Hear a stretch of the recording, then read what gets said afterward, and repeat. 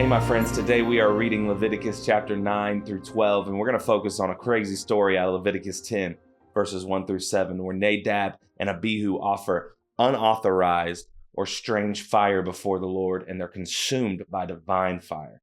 I just want to say shout out to Johnny Mac up in heaven. Rest in peace, rest in glory, man. If you know, you know. But this scene unfolds immediately after one of the most joyful moments in Israel's history. Fire from the Lord, like Yahweh, has just consumed the altar sacrifice, confirming God's acceptance of Israel's worship. The people shout and fall face down. They fall out in the Holy Ghost. And God's presence is real, it's near, and it's powerful. But then the mood shifts. Nadab and Abihu, newly ordained priests and sons of Aaron, take censers. They add incense, and they present what the text calls esh zarah, often translated as unauthorized or strange fire. And the phrase suggests something foreign to what God commanded. The issue is not that they offered incense, it's that they offered it in a way God had not instructed. And, several possibilities are debated around this thing. Like they may have used coals from an improper source rather than the altar fire. They may have acted at the wrong time.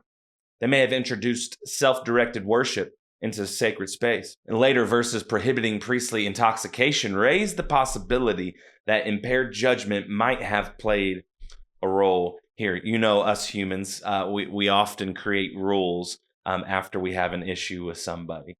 And so whatever the precise violation, the core problem is very clear. They substituted God's command with personal initiative. Fire again comes from the Lord, but this time instead of consuming the offering, it consumes the priest. And Moses then delivers the theological interpretation. Among those who are near me, I will be sanctified, and before all the people, I will be glorified.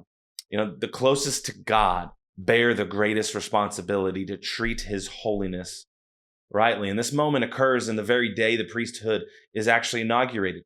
Precedent is being established. Israel has recently left idolatry and is surrounded by pagan worship practices. If self-designed ritual takes root now, covenant worship will collapse into syncretism. Once again, just like everybody else in the near ancient East. And the same fire that confirmed God's acceptance in chapter 9 becomes the fire of judgment in chapter 10. Divine presence is life-giving, but it's not casual. And this event echoes forward. Later, we will see in a few days, Leviticus 16 later restricts access to the most holy place in response to their deaths. Priests are commanded to remain sober and to distinguish between holy and common. Their actions permanently shaped Israel's worship boundaries. God's holiness, it's not symbolic.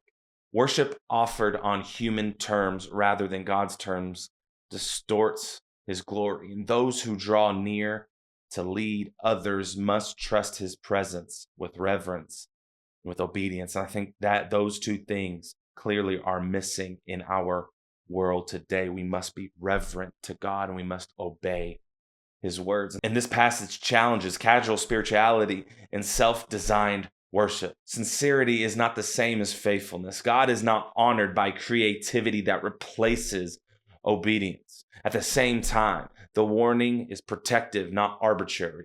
Holiness guards life. Through Christ, we are invited to draw near with confidence, but never with carelessness. So don't be careless in these worship moments. Be reverent and be obedient. Love y'all. See you in the discussion room.